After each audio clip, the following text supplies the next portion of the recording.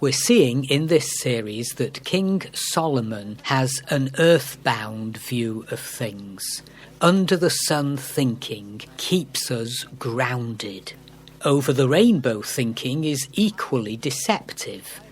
We're called to live above. In fact, in Colossians chapter 3, verses 1 to 3, this is what Paul writes. Since then you have been raised with Christ. Set your hearts on things above, where Christ is seated at the right hand of God. Set your minds on things above, not on earthly things. For you died, and your life is now hidden with Christ in God. That's what the great apostle writes. We're looking at an investigative study made by Solomon the Wise. It's the unmentionable subject that keeps cropping up, and it is death. He's got it on his mind a lot.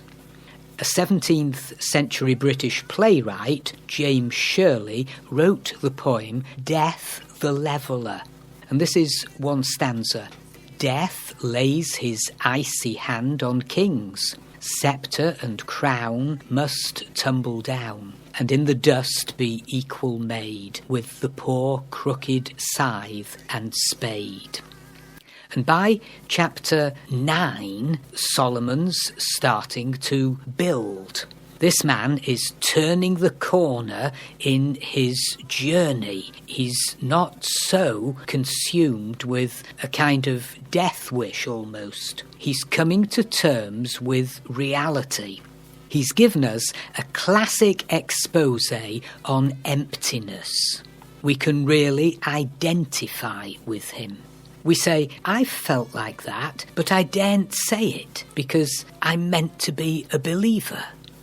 This is what Solomon writes, chapter 9, verse 1. So I reflected on all this and concluded that the righteous and the wise and what they do are in God's hands. But no man knows whether love or hate awaits him.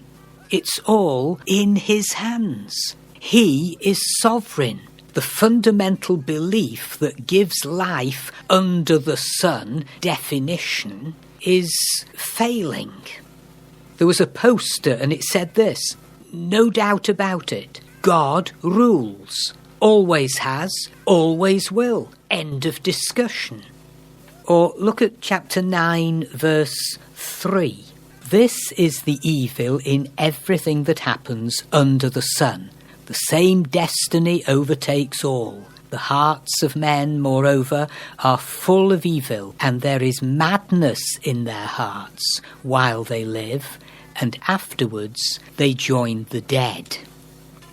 The realization we're not born good. The absolute certainty that one day we'll die. Psalm 89, verse 48, what man can live and not see death? Or save himself from the power of the grave. And then it says, Selah, stop and think about that. Evil and madness reside in the human heart. How else can we explain the moral insanity of our day? Laws are being made that are sheer madness. Death is unavoidable. Life is unpredictable. I read some notes and they said this, tucked behind a library, a church, office buildings and homes in Westwood, California, is a small cemetery. At first glance, Westwood Village Memorial Park may look like an ordinary collection of gravestones, but the names read like the who's who of Hollywood celebrities. Buried at the cemetery include Marilyn Monroe, Walter Matthau, Mel Torme, Dean Martin, Natalie Wood, Roy Orbison, Burt Lancaster and Peggy Lee. Celebrity graves reflect the tone of this chapter. No matter how rich or famous, we all share a common destiny. It doesn't matter whether we're rich or poor, righteous or wicked, we will eventually meet the same fate. Whatever we achieve during our time on this earth is merely temporal. In the first 2 verses, the author described various types of people. Here he concluded that the same destiny awaits them all. Now look at chapter 9 from verse 7. Go, eat your food with gladness, and drink your wine with a joyful heart, for it is now that God favours what you do. Always be clothed in white, and always anoint your head with oil. Enjoy life with your wife, whom you love, all the days of this meaningless life that God has given you under the sun, all your meaningless days. For this is your lot in life, and in your toilsome labour under the sun. Whatever your hand finds to do, do it with all your might. For in the grave, where you are going, there is neither working, nor planning, nor knowledge, nor wisdom. So Solomon is saying in this flash of real insight, enjoy life. It's a great insight. Have a blast while you last. This is great counsel on how to live 365 days a year. Throw yourself fully into all of life. Now Solomon sat down to a daily feast. We're told in 1 Kings chapter 4, verses 22 to 23, Solomon's daily provisions were 30 cors of fine flour and 60 cors of meal, 10 head of stall-fed cattle, 20 of pasture-fed cattle, and 100 sheep and goats, as well as deer, gazelles, roebucks, and choice fowl. However, there is evidence that he didn't always enjoy it. Proverbs chapter 15, verse 17, is where Solomon writes, "Better a meal of vegetables where there is love than a fattened calf with hatred." And in Proverbs chapter 17, verse 1, the king writes, "Better a dry crust with peace and quiet than a house full of feasting with strife." Is he not saying, make every occasion special?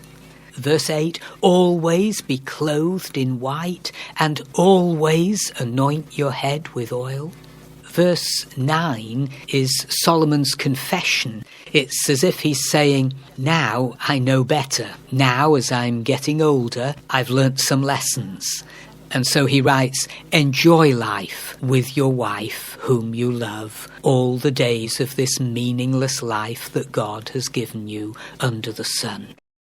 Now, here's another mystery in chapter 9 and verse 11. It ends, time and chance happen to them all.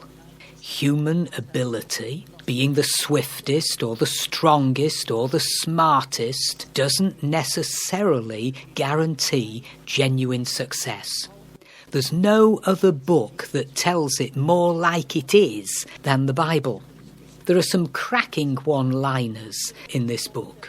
Chapter 9, verse 12, moreover, no man knows when his hour will come. Ernest Hemingway wrote many books. He had worldwide adventures. He lived the fullest life imaginable under the sun. But then he took his own life. His suicide note read, "Life is just one damn thing after another." Or as the French police say, it's gendarme thing after another.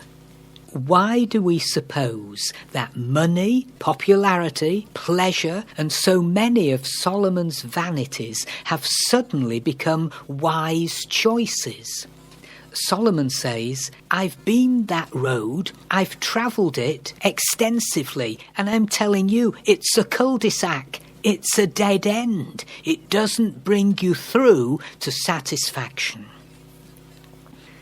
David Jeremiah has said, humility is knowing how much you don't know. It is living with what you don't like, accepting what you can't change, enjoying what you can't explain and discovering what you can't discover.